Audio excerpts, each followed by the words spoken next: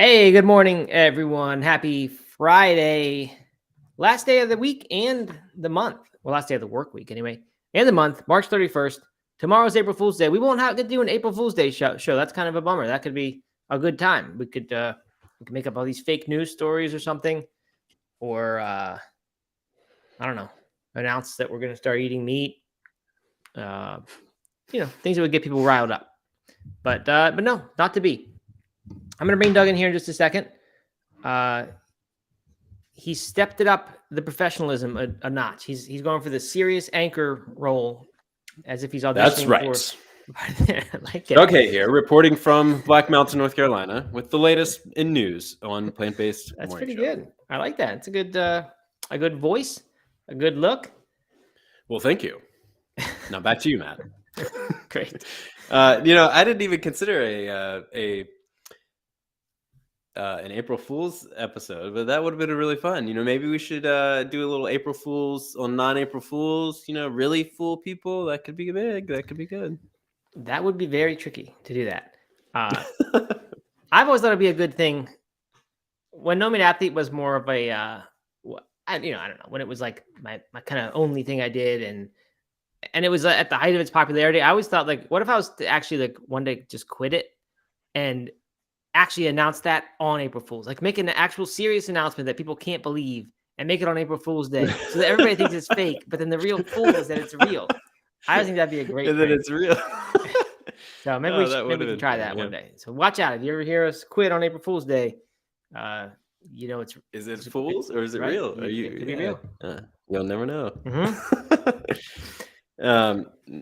No, I guess I should clarify. I'm dressed up for a job interview. No, I'm just kidding. No, I'm going to a funeral. I'm going to a funeral immediately after this, so we are going to have to cut it a little bit short. And I'm going to boogie out right as soon as the episode's over. Yes. To support a friend at a funeral, right? Is that fair to say? That's right. Okay. Just, I don't want people to think that, like, you had a tragedy in your family or something and you're still here doing the show. No, that's right. That's right. Yeah. Anyway, that's right. So we'll do a short episode today. We'll be done at 11:40 Eastern time. Reminder, if you're here new or, for the first time, we do this show every weekday morning at 11 a.m. Eastern, changing some times around a little bit recently. But, in general, we're here at 11 a.m. Eastern. If you're on Instagram, you should go to YouTube, youtube.com/No Meat Athlete. I'm talking to you, Juliana, who is part of the company. You should not be on Instagram anymore. That's old news. Go over to YouTube. It's better. And we record this. Also, thanks to everyone who showed up from this audience who went to the No Meat Athlete radio live recording yesterday. That was a good time. We talked about fitness, little different vibe, not quite as jokey maybe as this one. But it was fun. And I think we'll probably put that episode out on the Plant-Based Morning Show feed next week sometime, just to sort of fill it up and keep the algorithm happy. So if you're subscribed to both No Meat Athlete Radio and this, you'll hear both. So just, you can ignore one, obviously. But if you're not subscribed to No Meat Athlete Radio, you can always go subscribe to that as well. That's its own podcast. That's what we did for 10 plus years before starting this. So we're trying to get that, make sure that keeps going. So anyway, that's it for announcements. Mr. Jeffrey. Hold on. We got some praise. We got some praise from Helen. Oh yeah, I saw that. Helen DG. That's our athletic brewing hookup, right? You know that. Yes. Yep. Helen DG. For the episode, but she shared a little bit more about her story. And did you know all this? No, I didn't at all. She started running at the age of 45. She was a pack-a-day smoker for 30 years prior to that. She did an Ironman at 50, Leadville 100 at 52, and has run 41 marathons and counting, and just turned 56. That's 41 marathons, an Ironman, and the Leadville 100 in the last 11 years after smoking a pack a day for 30 years. That's pretty cool. Yeah, we were talking on that show that she commented about whether people kind of make a very high level of running. I don't know if competitive is the word to describe what she's doing. But it's intense for sure, that amount of training to get that stuff done. And we're saying, do people make that last for more than a few years? Because for each of us, I don't know, it lasted 5, 10, 15 years of sort of that spirit, that competitive spirit. But anyway, it sounds like she is doing that. Also during that, Anne Marie, one of our regulars here on the morning show, she said she had done an Ironman, and then I was DMing with her later on Instagram, and she said she played really high level, maybe not professional, but high level tennis as well. So we got some serious Ah. athletes in this plant-based morning show audience, which is kind of I funny. know. I'm impressed. So good overlap. Yeah, showing us up, that's for sure. Yes, Mr. Jeffrey is now an uncle. Maybe he's been an uncle before. I don't know, but his nephew was born this morning at 2:30 a.m. So Congratulations. yeah, way to go, Uncle Mr. Jeffrey. Now you're Uncle Jeff, I guess. That's You can give him all this trivia you give us. You can now share in part on him. You can be the smart Uncle Jeff. I like it. Yeah. So, and then hold on. Rebecca Turner asks, how can I get into the Discord? I'm having trouble finding it. Go to nomadathlete.com/Discord. The link as of yesterday was expired. So, but I updated it this morning, and I figured out a way to have a link that doesn't expire. So this shouldn't be a problem moving forward. nomadathlete.com/Discord. Until the spammers find it, and then and then we'll end it. Okay, good. Yeah, so I think that's all the business to take care of. I don't really have too much chit chat here. We're going to be off next week, as I said before. So I'm getting ready for fun times with cooking and eating out and all that kind of stuff. So should be fun. I saw someone posted a plant-based, what's it called? Vodka sauce recipe that looked very good. Actually used vodka. I'm kind of accustomed to when I see plant-based vodka sauce or plant-based something that sounds really good. A lot of times they don't just make it plant-based. They also like remove whatever ingredient made it really good, because usually that's the ingredient that's not that healthy. Like instead of vodka, they'll substitute something else. But this one uses real vodka, which I appreciate. And I don't know if I made a good vodka sauce at home ever. So I'm going to do that. So thank you to I don't think I've ever made one. Yeah, that's Three Amigos NJ who shared that, as well as how to make vegan deli meat at home. So good stuff over in the Discord. That's one of the benefits of going over there. You get good recipes and other interesting things like that. So Matt, I got a funny story. Okay, what do you have, Doug? I played my band played our first sold out show last night. Oh yeah, you sold it out, huh? Yeah, you packed the room. Packed the room, 150 people. Okay, is there some in the White Horse Black Mountain? Yeah, but it was part of a charity fundraiser. Store, isn't it? No. Oh, that's White Horse Black. White something Black Market. Okay, never mind. That's a different thing. Oh yeah. No. That would be even more funny. No, it was a charity show. They didn't actually come for us. They came to support the charity. We were one of like 5 musical acts that were there, and it wide ranging from a barbershop quartet to a couple of singer-songwriters to a woman singing behind a flute, and then a good old funk blues rock and roll band. Is that you? To close out the night? That was us. Yeah. Okay. And what was the? We were the headliner, but I think it was strategic because I would say about 85 to 90% of the people were over 65. Okay. A lot of gray hair in the room. Right. You know, maybe not our target audience, not people who would typically come to a primitive show. And so I think they put us last because they were afraid everybody was going to leave. and so they got through everything. All those speakers had spoken, and then we kind of closed it out. And remarkably, not that many people did leave, which I was very surprised. It was a short, like 15-minute set, but did you play any like old standards in your style, like when in Parks and Rec when Mouse Rat plays that Valentine's Day thing or whatever for all the older people? Oh man, I forgot about that. No, we played our originals. Oh, okay, good. All right, well that's kind of fun. And what was the charity that it supported? It was for the Black Mountain Counseling Center, a nonprofit counseling center. Oh, okay. Oh, good. Congratulations. Yeah. That's awesome. Yeah, I mean, I guess that there's nothing that I did to gain the congratulations, but I just thought it was funny that my first I'm calling it my sold out show. Yeah. Because was mostly people who I'm sure were turning down their hearing aids to listen to us. Yeah, which is great. It was awesome. It was super fun. Did you guys say if it's too loud, you're too old? Did you do that famous rock line? No, we didn't. That would have been good. Yeah, would have been great. Well, good. That's fun times. I like it. I went out last night, got a little Neapolitan pizza pizza marinara, Ooh. which of course is the traditional Italian style that doesn't have cheese on it. So if you go to a real Neapolitan place, they'll have that option. So you don't even need to act like, you Just sauce and a little basil. yeah, this one had a little oregano sprinkled on. Usually there's a heavier garlic flavor and Okay. maybe sometimes crushed red pepper, but and then drizzle of olive oil. But yeah, it was good. I mean, it's always pretty safe bet when you go get Neapolitan pizza. It's always gonna be good. And had a bottle of Chianti, which we discussed yesterday on the show. We were talking about Italian All right.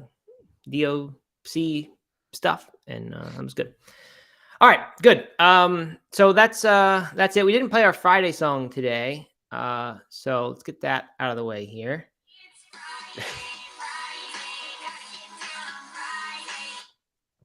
There it is. And what we've got is a weather report, a one-item weather report, which is kind of exciting news depending on who you are. Dairy alternatives leader and one of my least favorite brands, at least as far as their product goes, Daiya, announces its newest product innovation, chicken style shred. That's chick''N, which the brand is rolling out on new signature pizzas and flatbread. So they are making, I think I've seen these Daiya pizzas before in the frozen section of the store. Never once, I don't think, bought one because I don't like Daiya cheese. I mean, I don't know. I've definitely bought some plant-based pizzas before, so maybe I've gotten this, but I don't think so.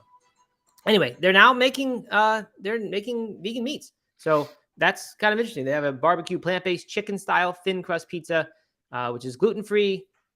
I don't know why we have to make it gluten-free as well, but I guess if you want to.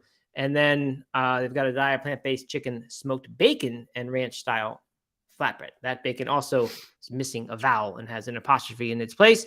So I guess they're making a couple kinds of plant meats. I don't know if this is like a shift for them or they're thinking that's a market they're going to go into. Would seem an odd move given what's happening in the plant meat market.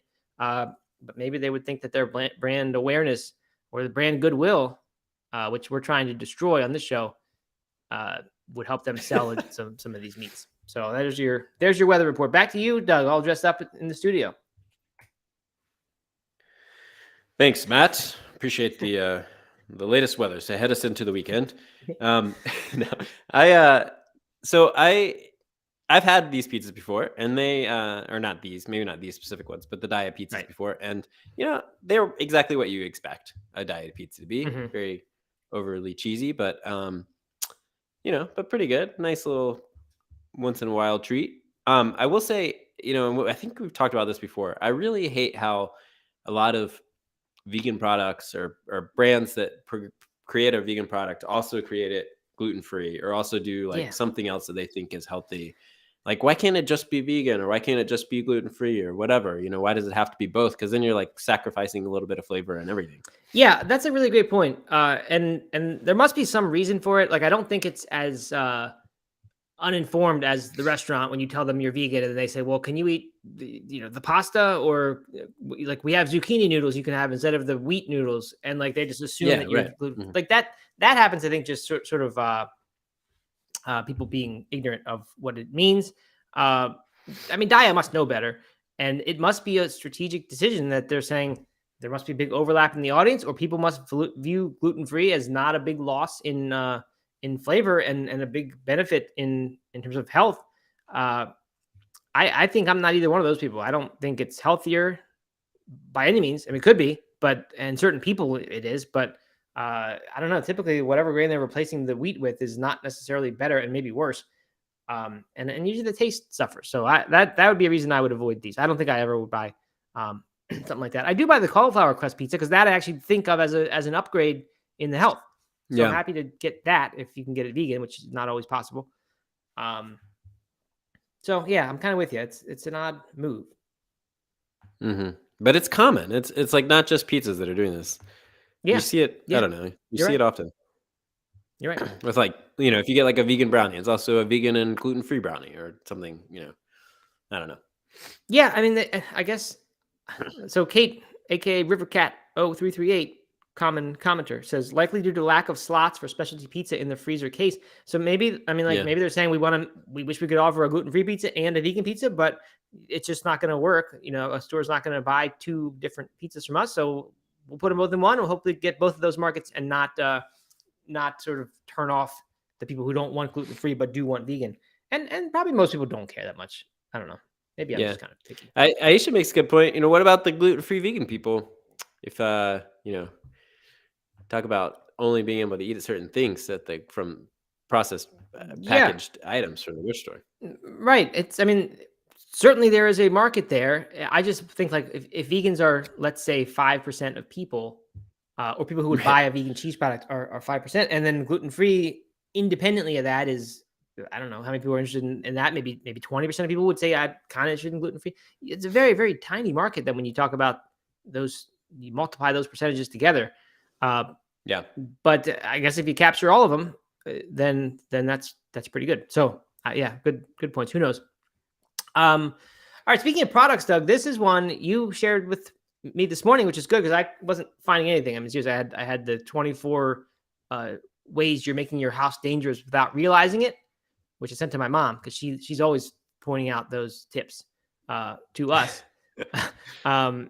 And I had something else. PETA put out a "What happens when you go vegan," which we had a "What happens when you go vegan" a few months ago, where they talk about every, the timeline after you go vegan, a few days after, a few weeks after, a few months, what's happening to your body. They actually kind of did a good job here. So if we can get to that, then good. If not, we'll talk about it another time maybe. But this one is more interesting, more controversial maybe. You sent it to me. It's on Kickstarter.com. It's called Hypershell, 1 horsepower exoskeleton for everyday adventure. So I was confused. Do we want to play the video? Yeah, we can play that video. Why not? Can you unplug your headphones so it comes out of your speaker?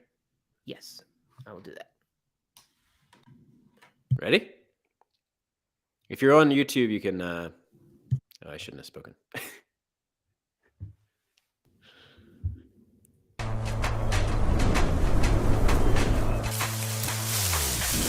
Maybe don't play the whole thing. Wilderness is not a luxury. It's in our veins. For when everyday adventures lead to unexpected experiences, Hypershell has the power and technology that takes you there. The M1 Bionic motor can offset up to 30 kilos of weight. Feel light and agile like never before during hiking, running, and mountaineering. Gain extra horsepower in hyper mode, even at your best pace. Move. All right. We good? Okay. So do we? Yep. I'm gonna plug it back. I didn't get the gist of it from that at first. I was not still sure what it exactly does. Okay. Well, let me go ahead. Okay, I won't be long. I mean, they advertise 1 horsepower output. So I was thinking, what was this, a jetpack or what's going on here? And then all this other stuff about balance and AI motion engine and all this stuff. Lightweight. One more thing before you can tell us what this really is. They've raised $1 million and they had a $10,000 $1 million. Yeah, I don't really understand how with such a high tech product why a $10,000 goal. Maybe that was just a strategic thing, and of course it has to just be a marketing thing, right? Yeah, because 10,000 wouldn't do anything to them with this product. I mean, it just wouldn't move the needle a bit.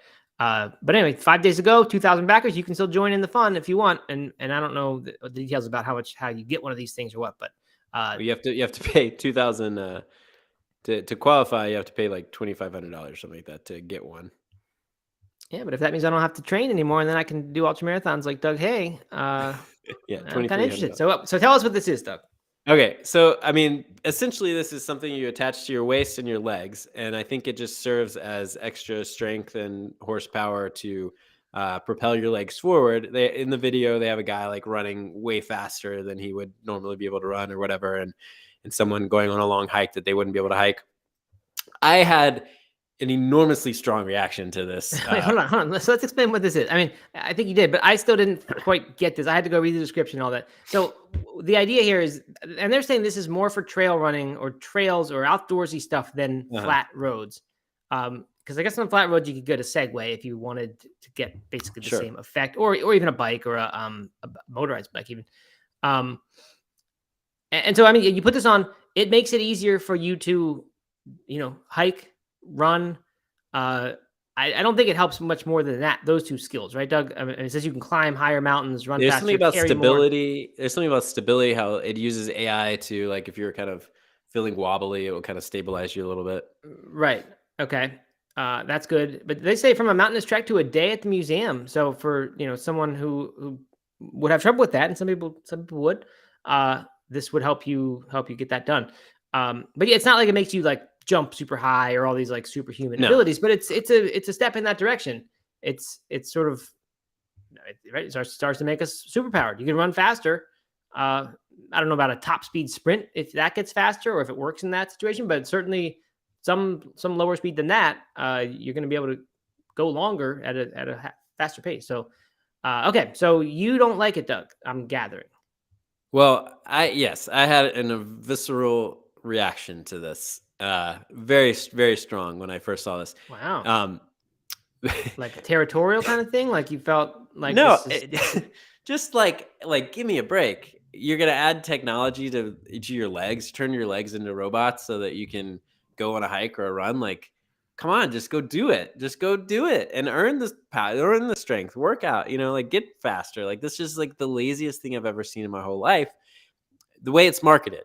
Now, I will say, like, once I like took a deep breath and before I reacted too strongly, which I did, I had a very strong reaction. I thought, okay, there's going to be certain people, maybe some elderly people, maybe some disabled people who are unable to access, mountain trails or something like this, and this will kind of give them some extra power and ability to do that. No problem with that. I think that is a good thing. But the way this video and the way this Kickstarter campaign is marketed is like, run faster, run further, climb mountains with more extreme mountains. And I'm just like picturing all these people trying to go up, I don't know, some big 14er out west or Kilimanjaro or whatever. And they're all just strapped in with these little things that make them go faster. And then they break down and they're in trouble because they're stranded because they don't have enough strength to get back, or they fall. I mean, like, it just blows my mind that this is something that people are willing to pay $1 million for, a fundraise for. Just it's crazy to me. But and then like also, I mean, there's just no way that, I mean, it's not going to cause some sort of other injury, right? Because the rest of you isn't strength. Your muscles can't handle that speed or that distance, right? Your ankles can't, your calves can't. Maybe it's helping with your hamstrings, but I don't know. I just like it just doesn't make any sense that your body's not going to be able to keep up with the added strength there because it hasn't built the strength. Hasn't earned it, I heard you say. So it's sort of you want people to have to earn it, like you have. You don't want people to get to the top of those mountains without having put in the work to do it. So that's my pushback here, Doug. Is it sounds a little bit like you don't want people to experience what you can get to without having done the work. When it seems like people kind of should be like, there's people who just, I don't think only, I mean, it'd be cool if someone can get to these top of mountains without having had to do that much work to experience such a good thing. If that's something you view as good. So I do hear you on the risks. Like those are good points. If someone doesn't have the strength to do it and then the thing breaks down, that's a problem. I guess, we have the same problem with, I mean, in theory, you could have the same issue with electric bikes that people take those out. And if that thing stopped running, I mean, essentially this is an e-bike, right? For your legs. Right. Uh-huh. In some way it's kind of fascinating to me. Like this is, I don't know, like we're extending the capacity of our I guess our mental capacities all the time with tools. And, there's controversy around those for sure, but this is just doing it in a physical way. It's making us a little more superhuman. So I don't know. I think, I mean, there are some really nice benefits here as well, Doug. Like someone maybe couldn't even fathom running to work every day. So they just drive to work every day.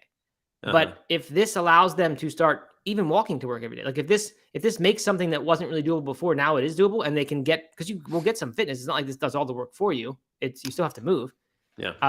That's a pretty nice thing. I mean, that would, I don't know. I've lament, like, I don't like cycling, as you know. I don't think it's safe or a good thing to do.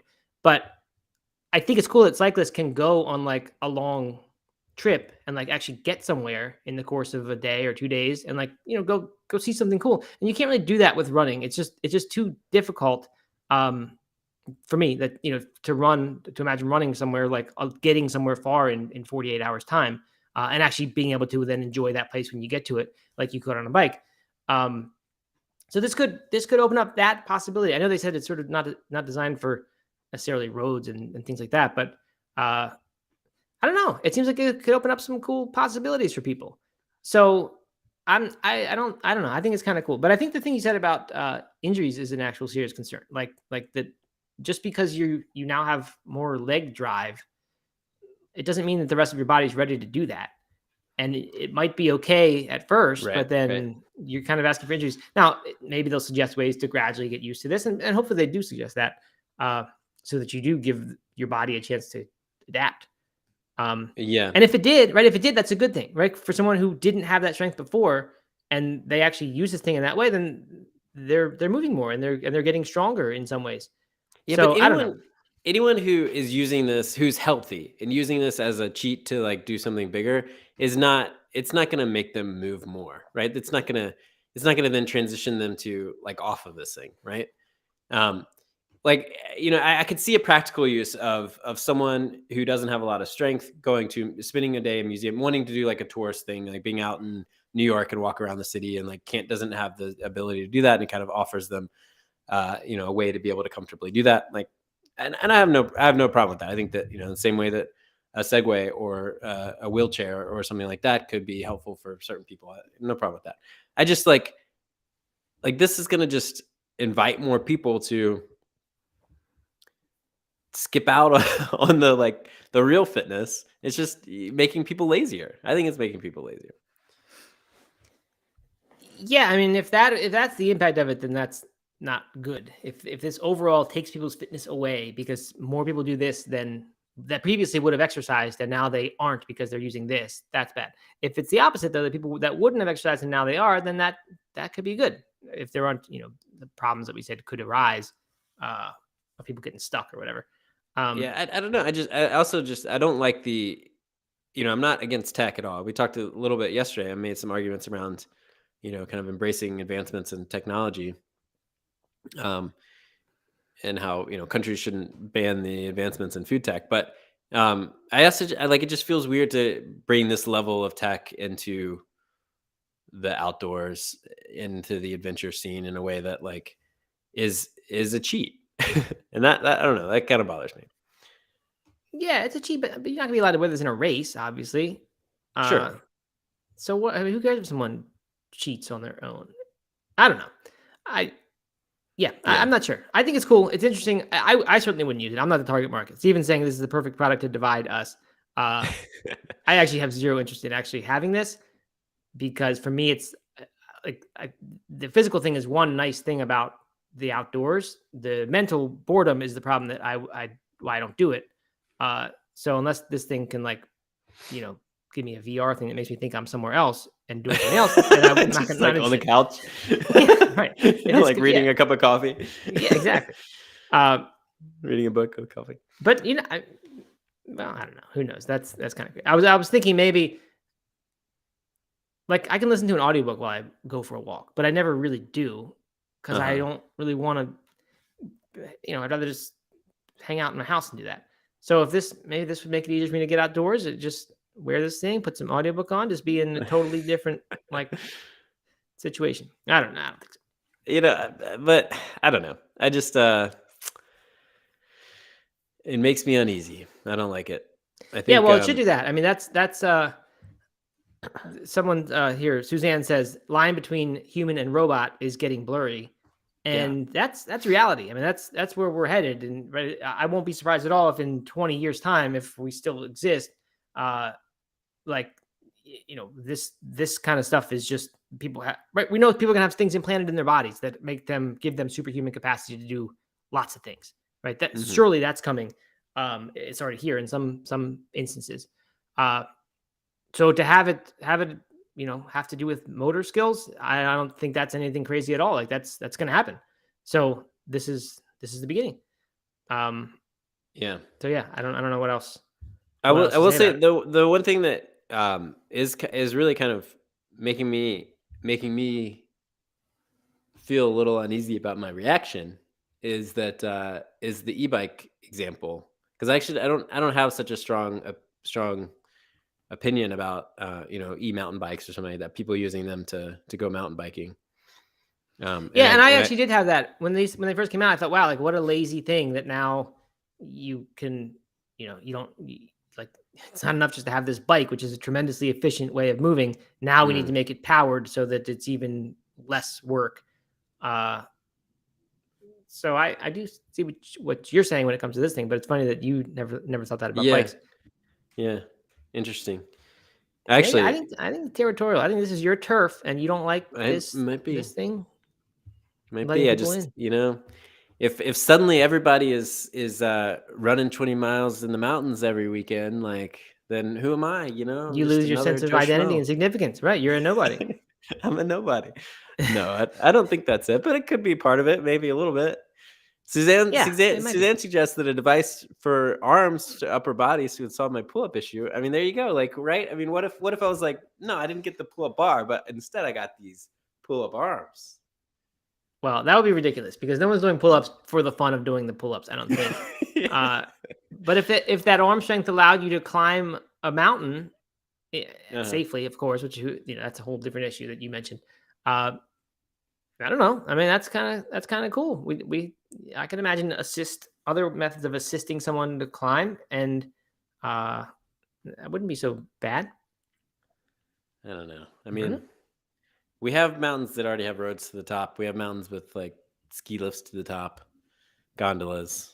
So when I go to the Whitewater Center, which by the way I'm going to do on my vacation, and I go to the climbing, and they have auto belay system that when you fall off or when you're done, you just jump off the rock, and it just, not the rock, but the wall that they built, and it just guides you down very slowly. If they put a little bit of resistance, well, I shouldn't say power in that thing, just to help someone who's a little heavier perhaps or not as strong get up, be able to do a more challenging thing. Do you have a problem with that? No, because it's a fake rock, Matt.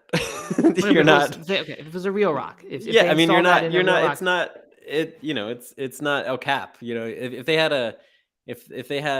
Yosemite had a pulley system to help people climb, one of the most infamous climbing rocks in the world, then yeah, I would have a problem with that. But if it's Whitewater Center and it's all man-made and it's the whole idea is to get people out there and climbing and stuff like that, I don't have any problem with that at all. But you'd have a problem. I mean, I guess I know this would ruin the pristine nature of nature. But if they had a little like setup that they could sort of bring out there for the day, and they could help someone climb things, they install it for the day and they can clean it up when they're done. But it helps someone climb. You think that's a bad idea? Because that climbing should be reserved for something like that. I mean, like let's just say a random rock wall. Right. I mean, like to bring some kids out or some people who would never have gotten out there and would never get out there otherwise. Like maybe I'm okay with that. Maybe. I don't know. It's good. These are good questions. You're challenging me, and I like it. I think it's good. I think I'm having to really kind of process my my reaction here. Mr. Jeffrey says the auto belay doesn't help you up. Yes, I know. I'm saying if they were to juice that thing up so that it could actually help you up. I was asking Doug if he'd have a problem with that. He said no, he wouldn't. He said he would be all right with that. Yeah. On the fake wall, and maybe on a real wall that was temporary that you could remove or something like that. But yeah, I mean, I don't know. I mean, I'm not married to these opinions, but I just think why not let more people enjoy that without having to do this work to do it, or like people who take LSD or mushrooms or whatever, and they skip the work of having to meditate for 10 years to reach these states, which is a real thing. It's. I mean, no, I'm not saying you can 100% replace the meditation with this, but you can access states apparently that usually, and the brain states get similar to people who've meditated for years and years. I don't know. I think in general it's good. Of course there are problems. If people stop having to do stuff to get these things, then that is a problem. Because there's reward in the struggle and fulfillment in the achievement and all that, and you skip all that. But I don't know. I feel like this is a huge issue, and the AI stuff is almost no different to this, right? Should artists like anyone can be an artist now with Midjourney, and every artist probably thinks well, not every, but a lot of them say like, well, come on, like I've worked a long time to do this, and now you're making better stuff than I am. Yeah. Well, I mean, I don't know. I'm starting to kind of rethink things a little bit. I will say I'm not too big to change my mind. I'm not there yet, but I can see some applications where this might be a good thing. Get somebody to backpack for the first time who's would never go backpacking on their own. Something like that. I could see some advantages there. So, Oh, good. but I'm not gonna donate to this thing. As many people No. say, Well, pointed out, the it's probably price isn't that bad. We said 2,500 or something was the pledge amount, but Mhm. if you pledge 2,500, you get the thing for about $400 instead of the $700 or $800 that it's retail Oh, it's cost. only $800. I thought it was $2,500. Yeah, I think it says get the Hypershell Go for $299 with 50% off the retail price US. So it's only $600, $599. I don't know. Maybe there are different models of this thing because they're talking Man, about this thing is a joke. There's no way that thing's gonna work. That's kind of $600. that's my concern. Like, is the thing actually going to work? It just seems hard. I mean, it just seems hard to master that level of engineering and make this kind of be seamless and not like some awkward, uncomfortable thing. I don't know, but it'd be cool to be able to just like run really fast, wouldn't it? I mean, you're in a more dangerous situation because if you fall and you're not clear, then you're falling at a higher speed. But I mean, it'd be pretty cool to be able to do things that you couldn't do before, even just for like a little short time, or pay to try it for a little while. I also saw these recently, these shoes that like you walk like normal, but as you're walking, it kind of like glides you a little bit. So it's like you walk 5 times more efficiently or something. Which I just thought, I mean, they look so ridiculous and and kind of super gimmicky, but yeah. I mean, it's like, I don't know where the line is because some of this I do agree with you. This is a really bad. Like, one of the marketing things here is for this thing: say goodbye to sore legs after shopping. So, like, if your legs get sore from shopping, which is just walking around for the day, and now we have this so that little bit of exercise, because that means you're not exercising at all. We're making sure that doesn't even give you exercise now. Right. Exactly. That's a problem. Like, I agree with you there. And we'll have health problems as a result if we just start relying on this thing. So certainly there's a line. All right, we are at 11:40, Doug. So you got to get out of here. I do. Reminder: we will be off all of next week. We'll put up the No Meat Athlete thing we recorded live yesterday, just so you can check that out. You have something next week if you haven't heard it yet. But that is it. So we'll be back. We'll be back the next Monday, which I guess is what, April, maybe, I don't know, 15th, 16th, something like that. Yep. Is that right? No, we're not. It's not. Is that? Are we off? No, the 10th. Oh, the 10th. Okay, that sounds right more. Which is by the way, the first day of the dry challenge. I'm going to post a lot about that in the Discord. Nice. Okay. And check out No Meat Athlete email and compliment email. We'll be sharing about that a lot next week. Okay. And hopefully a lot of these people can join. And it's perfect timing after your break there, so you can enjoy some beverages as we go out. That's right. I can go out really hard so that I don't want to drink even after that. There you go. I went so hard during vacation. Okay. Not advice, by the way. I'm not suggesting anyone do that. No. Okay. Thanks, everyone. We will be back soon enough, and I'll be in the Discord a little bit, so we won't be totally gone. That's right. Thanks, everybody. Appreciate you all, and we'll see you in a week. Okay. Sounds good. Bye. Bye.